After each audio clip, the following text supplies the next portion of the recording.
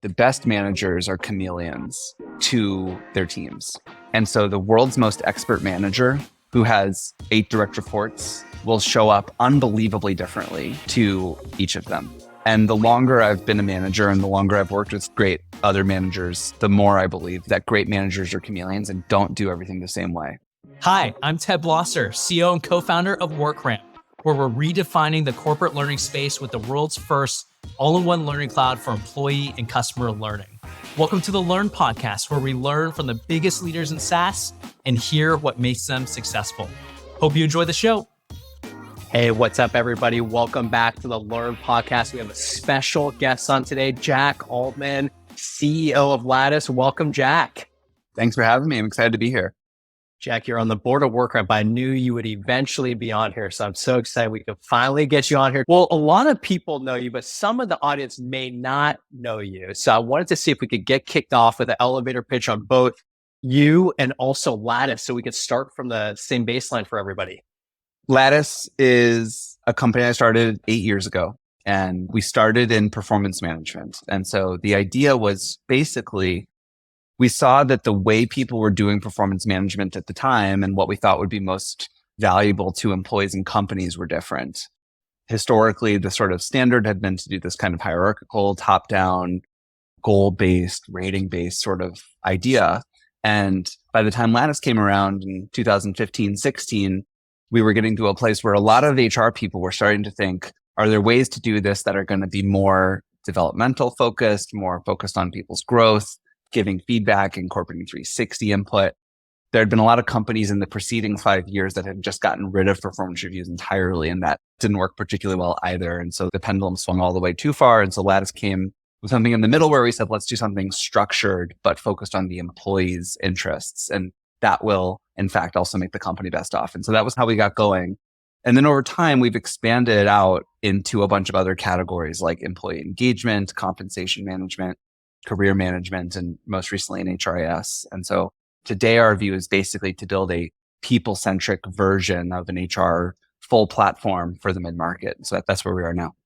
Can you tell us a little bit about the scale of Lattice and even you personally? Was this your first CEO gig? How have you learned the role itself? Give us a little background on yourself on top of that too.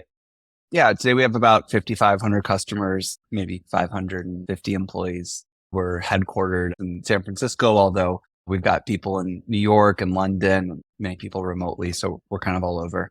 Yeah, it's the first company I've ever founded. And you sort of just start a company and then you just sort of grow into the role. And that's one of the fun things about being a founder and a CEO is as the company grows every 3 months, 6 months, it's a completely different job. And as there's new layers in the organization, as there's new sort of challenges and quests to go on as a company, you just keep reinventing and learning. And that's like a great joy of the role.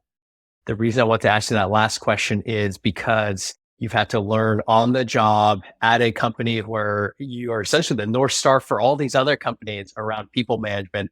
So what I wanted to do today was actually go through a series of the key areas that I would say are challenging for people around people management. So I'd love to cover 3 or 4 key topics around just people management in general and your either hot takes or philosophies on each of them. So the first area I want to talk about is you penned this post recently around HR driving operational excellence now in this new phase of company growth, both at Lattice and also for other companies too.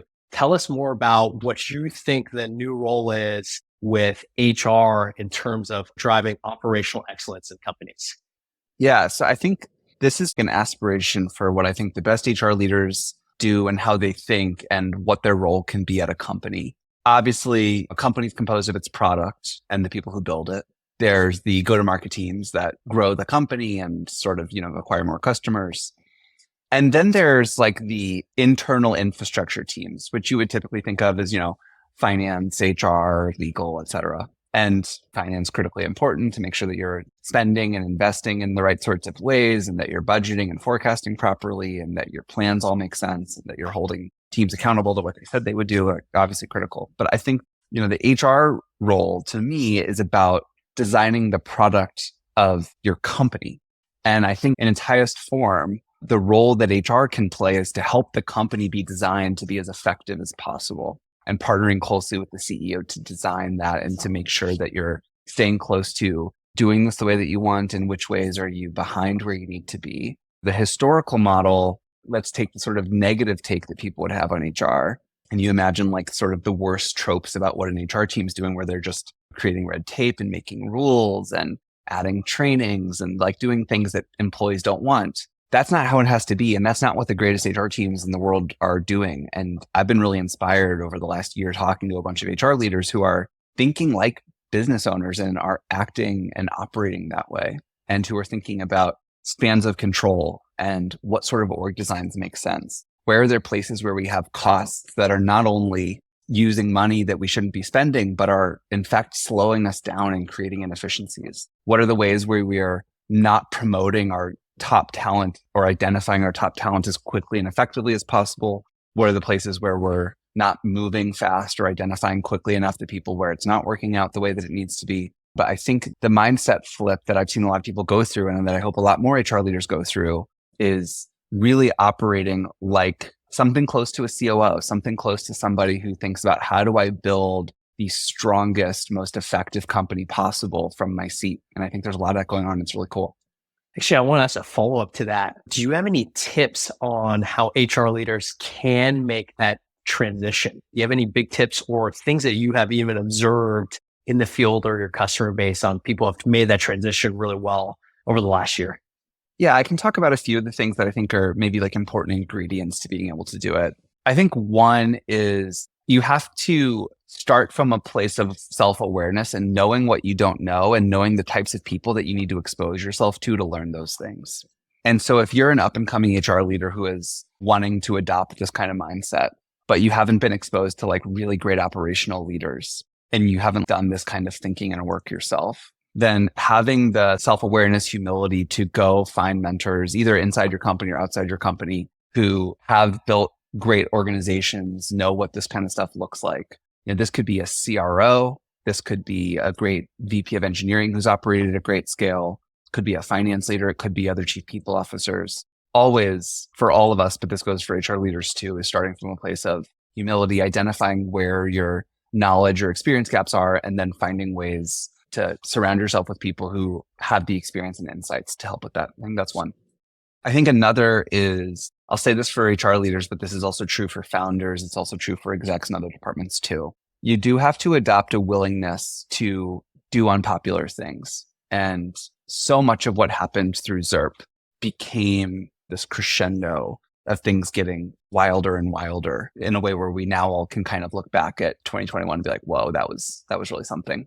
But I do think that there became a lot of things that were popularity contests. They had to be, because the competition for employees was so fierce. Operating like that, it was really hard to hold on to people because there were just too many companies with too much money competing too aggressively. And so I do think in today's world, you still, I believe, should operate in very employee-minded ways. And the great way to build a valuable, healthy company for the long term is to really invest in and take care of people. But I think in environments like today versus in 2021, we all need to be willing to make less popular decisions. And that goes for HR leaders too. And that's not something that many of us have had to do up until the downturn of the last 18 months. So I think that's an evolution for a lot of people too. So those would be a couple things.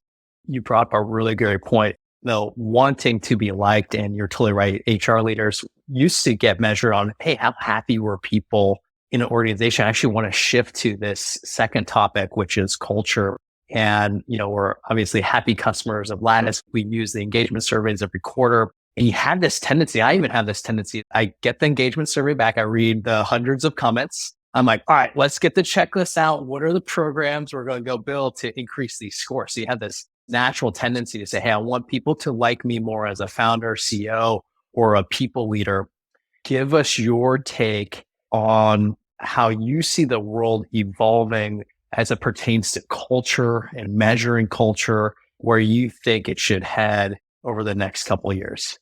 Okay. I'm going to make an analogy that's not perfect because it describes the relationship in the wrong way, but it's top of mind because besides being a founder, the other big bulk of my time is being a parent. It's important to be liked, and it's important to have people be engaged or demonstrate things that would show up well on an engagement survey, let's say. but it needs to be for the right reasons. My 3-year-old should like me, not because I give him candy every time he asks, but because I provide a safe and reliable home, because I spend lots of quality time, because we have fun together. Like, there's a set of reasons I should be liked. And then there's a set of things where he would like me for them, but they would not be good reasons for him to be liking me. I could let him stay up watching TV way too late. There's a whole lot of those things. And so I think it is really important to tease through one more layer there to understand what's the why behind the engagement scores. And that doesn't mean write them off at all. Engagement scores are really important, and having an engaged company really matters, and it's really valuable, but the why matters. Man, that's such a good analogy. I actually want to ask a follow-up question to that analogy. I'm thinking of Maslow's hierarchy, right? If you think about, hey, you need safety at the bottom of it and self-actualization at the top of it, and you think about engagement surveys, to your point, like in the child analogies, a lot of people give you complaints and feedback on the top of that pyramid, like, hey, I want more candy in your analogy, or I want to stay up late, and you get a lot of scores there. But what's interesting is, just like your child, they don't think about the hard work you're putting in at Lattice every day, for example, put food on the table. So the question I have is, just like you would kind of remind your kids, hey, I have a roof over your head, I'm giving you a good foundation to grow from. How do you remind your employees, or do you need to remind them that, hey, there's a lot of other stuff we're providing you as an employer? Curious your take on that. The way I think about it is, hopefully we're striving to more than we've got a roof over your head. And I know it because I've been to your all hands. I know that at WorkRamp, it goes so far beyond that. I think it's about centering the conversation around what are the things that you are really committing to invest in for them. Those might be things like, we're going to really make sure that you're surrounded by people who share your values. We're going to really make sure that you are getting chances to learn and stretch yourself and grow in a lot of different ways. We're going to make sure that we stay committed as a company to our purpose, that we follow through on what we say we're going to do, that we XYZ. We're going to make sure that you have time and space to build relationships with people that are going to last for a long time for you. And then obviously we're going to try to grow and succeed and win as a company. And you focus on the things that you do believe matter as a company and the things that you can commit to providing, and get yourself really grounded that is what we deliver, and that we want employees for whom, if we do that, that is a satisfying work experience. And then I think you can have the confidence to say, hey, if that's what we're offering and people are not happy because there's no candy and late TV, then that's okay, because we thought this through and we know what we're offering. Man, I love that section. You actually just remind me, you gave me this tip maybe a year ago. You said, Ted, stop reading Glassdoor. And you said, hey, you're going to want to just be liked, but you need to do the right thing for the company and for the employees as well. So it's interesting to come all the way full circle. My thing on that one is, it's not that I don't think there's value to like the external anonymous message board. Like, there's a place in the world for that. But the way I see that is, I, as a leader, and other leaders at the company, are in dialogue with employees about how to improve things. And we're putting our face and our name, and we're having that conversation. And so to me, somebody who comes to me directly and talks about, here's how I want Lattice to be better, I love engaging in that. And those people I want to invest in and support. But that's a really different thing than somebody who's going to go out to the outside world and vent something there that I haven't gotten a chance to hear about, or a leader at Lattice hasn't gotten a chance to hear about. And so to me, it's more about just like, what's the nature of the employee-employer? It's a relationship. It's a dialogue. And if I was having an issue with a friend or my wife or whatever, I'd expect that we talk about it. I don't expect them to go out and just post on social media.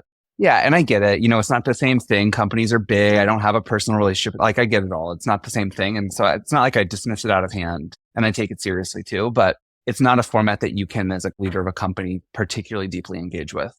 Hey everyone, we're currently interviewing Jack Altman, CEO at Lattice. And one of the big topics we're talking about is leadership development. If you're looking for a platform to build your leadership development programs, look no further than WorkRamp. WorkRamp is the all-in-one learning cloud for your employee, partner, and customer education needs. If you want to learn more about what we can do for you, visit us at workramp.com. Back to the episode. Let me actually shift gears to a similar topic around kind of the ZERP era, and the way you describe it's been going on forever. And then just really 2021 was the pinnacle of it.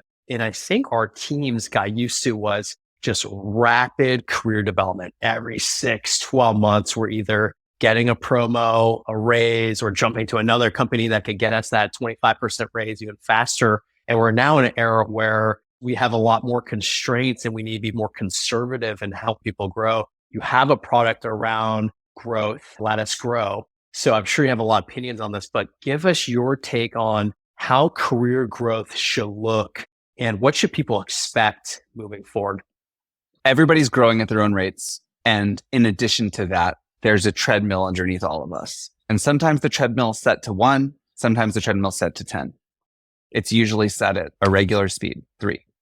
It's probably set to 1 right now instead of the usual 3. And it was probably at like a 12 in 2021. And so it's probably going slower right now at most companies than it would be in normal times. It was obviously in monopoly money land in 2021. And there's just a reality to that, is that if you got your career started when the treadmill was at 12, there's an adjustment for people who have been through multiple booms and busts. You talk to somebody who's in their 40s or 50s who's lived through this a few times, they have a completely different perspective on it than somebody who's 25 and all they knew was the up and then the down. I graduated college in 2011. I remember the people who were seniors when I was a freshman who were, kind of graduating into the great financial crisis. And that was like a crazy time then. And there is just sort of a randomness to it. I don't know that there's conversations that you can take people through to adjust. I think the world just adjusts everybody. And over the course of a career, you see that the time that you got on the treadmill at first was not representative of the whole story. So I don't know.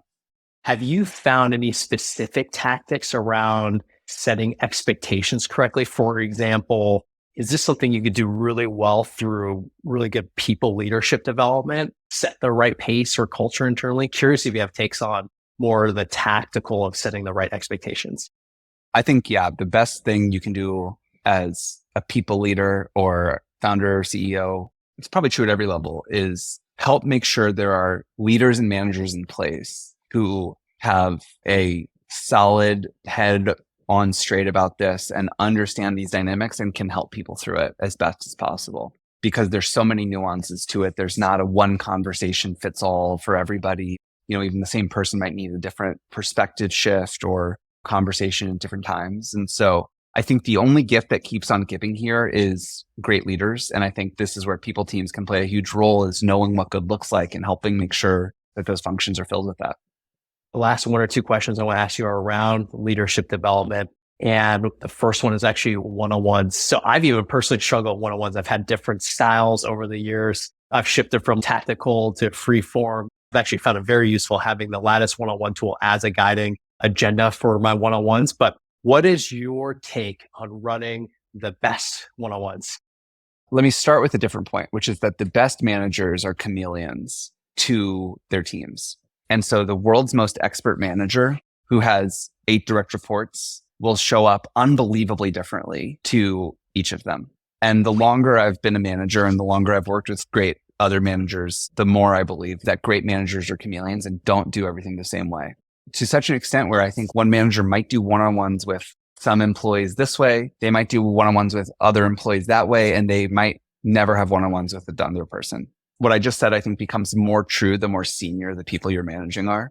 And to a point where I think once you're managing like senior execs, I think managing is barely even the right word at some point. You're more like aligning with them. There's still management, but the nature of it changes. It gets closer and closer to a partnership the more senior the roles get. And I think everything from the one-on-ones to performance feedback to all of it follows that arc.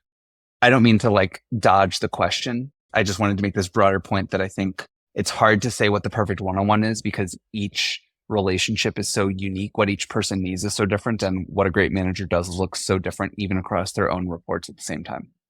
That's super interesting. So if you have that philosophy, how do you screen for the managers? Like, for example, if you get a very rigid manager who wants to run her or his department in one way and just super operational, does that scare you as an example? Or is there a way you screen for this flexible person that can manage a heterogeneous team as an example? It doesn't scare me if the management role matches it. So if somebody was a frontline manager in a more junior sales or customer support, I would think maybe that's a positive, because I think in those roles, you're working with people who are earlier in their careers where more structure is usually a good thing, and where everybody that they manage is going to have quite similar roles. And so there's a lot of sense in that kind of leadership versus if somebody was in a function where all the people they were managing looked like the roles looked quite different, or if somebody was managing highly creative roles, or if somebody was managing very senior roles, I would be more skeptical of that because I've just seen that it doesn't work as well in my experience. It would depend. It's a great way to look at it. I haven't really thought about even our exec team as like, now as you brought it up, I never actually put two and two together. They actually don't do the things in the same way for every single one of their directs. Last question I want to ask you about leadership development, and then we'll move to the lightning round, is how do you develop leaders at Lattice? The best way I think is to give them challenges that they haven't been exposed to and want to be exposed to and let them learn experientially. And I think this has been true the whole way through. It's especially true for early stage companies that the way that you grow talent is by giving them responsibility. And a lot of the people who grew the fastest at Lattice are people we just trusted with unreasonable responsibilities and they just made it work. And I think for most founders, that's how we grow too, is just, we don't have a manager who's teaching us things in some classroom style. We're just up against it and we just do our best and we learn experiences. I think that's the best way. I think there are cases where you can teach tactical things, where you just know certain things. You can just share your experiences in the sort of normal teaching way. I think that gets harder and harder the later stage your company gets and you hire execs who are more and more experienced than you at their domains. But I think one of the other things that you can still do even in that case is as a CEO, you end up becoming a master of none, but you know a little bit about everything. And so I do think that there are ways that you can share with your CFO ideas about product thinking, ways that you can share with your product leaders concepts about financial planning or go-to-market ideas. And so I think you can help expose some cross-functional ideas still. To that point, do you think the world will go back to that extreme movement like the GE rotational program where you're moving literally heads of businesses around the business? I think even Benioff, he took his chief legal officer, made her the CFO as an example. Do you think it will go that extreme? Do you promote that? Or are you talking more, hey, let's get them new experiences, but within their domain? Curious where you think the world is headed in that regard. I meant just opening their aperture, not actually giving them the whole role. I meant broadening their understanding of other areas. But I am a big fan of what you described there. I think it's hard to institutionalize the sort of rotational idea. I don't think everybody wants to do that or is equipped to do that. If you just took all of like the execs at Lattice and just placed them at random at the helm of some other department, I don't think it'd be great. People are actually risk adverse. Then I think the other problem is people don't want that because it could hurt their trajectory on their resume too, right? So it's almost the culture has shifted as well to almost reject some of those broader shifts as well. I think when possible, I think it's a really good thing. I think a lot of times something like between legal and finance, those are departments that work closely together. I think that could be really interesting. I think you see this across some go-to-market orgs. I've definitely met sales or marketing leaders who could maybe flex onto the other side. Our current engineering leader for a period of time also ran product for a brief stint, and that went well. And in a lot of ways, in adjacent moves like that, I think it can be really good for the person and the company. So I like the idea of it. That's cool. All right, let's go the lightning learn rapid fire round here. What I'll do is I'll give you a few questions, 1 or 2 line answers to each of them. First one, I'll ask you, what is your greatest source of learning right now? It could be like a book, podcast, anything. Lately, I have gone out of my way to reach out to people specifically for conversations on topics where I know they know something. And I just ask people to like pick their brain. I haven't done that in a while. And in the last little bit of time I have, and I get a ton. So I would say I was in a book phase a while ago. I'm not right now, but I've been having a lot of conversational learning lately. I love that. All right. What's like the biggest surprise learning you've had in the last 8 years from a people management perspective? You're like, oh, I never thought it'd be this way, but it is. I think your intuition is that people have similar interests and values as you. You think that the things that you want are going to be the things that other people want. And therefore, the way that you would like to be managed is the way that other people would be like to be managed. And it just ain't so. As an example, I really value autonomy and I don't want to be told what to do. That's not the case for everybody. It's just unintuitive when you only live inside your own brain and you know what your own likes and dislikes are. And you kind of think that that must be how other people operate. And it's just not always. I love that. I always preface a lot of my sentences with, I'm probably projecting here because it's probably not what everyone else is thinking. All right. Second last question here. We have a lot of HR leaders who are listening. What's one big piece of career advice you would give to HR leaders specifically?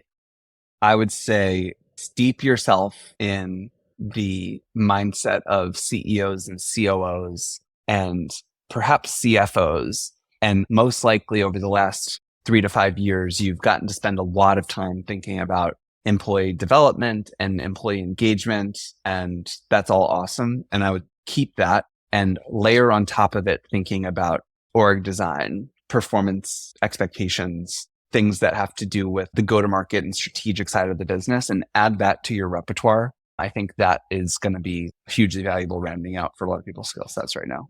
Awesome. All right. Last question I have is actually from I did a crowdsourced question, Jeannie from Lattice. This is not really a question. This is a pitch challenge. She said, can you have Jack pitch a one-line HRIS pitch? Because we had to get your new product on here as the last question I'll ask you today. She says you talk about it all the time. So I'm sure you got a doubt. Yeah, I think my dream scenario is that in the future, the HR platform is not seen as fundamentally compliant. It's not fundamentally just about the nuts and bolts of employment and paying people and making sure their benefits are right and that they have their systems in place. That stuff all matters. But fundamentally, the core HR platform that your company uses has to do with your people and their growth and the talent that you have at the company and how are they feeling and what's happening in their careers and what do they need to be thinking about next. And my hope is that by building this HRIS into Lattice's platform, it naturally becomes a system that has that on the front foot. And so we know just from talking to tons of customers that people want these platforms to be as consolidated as possible. We've been really lucky to be able to do that over the years with all our other products. And now adding this one, that means we can have a HR platform of the future that is people focused at its core. I love it. Well, Jack, that was a great pitch. I would rate you 5/5 if I were scoring your pitch challenge there. But thanks so much for being on today. We covered a ton of topics across people management. I'm glad we were finally able to do this. Awesome. Thanks for having me. This was great. Thanks for listening to the Learn podcast. If you're a fan of the podcast, do us 2 favors. One is subscribe to it so you can get the latest update of our most recent episodes. And 2, write a short review of the podcast. This helps us get discovered in the broader podcast community. Thanks again.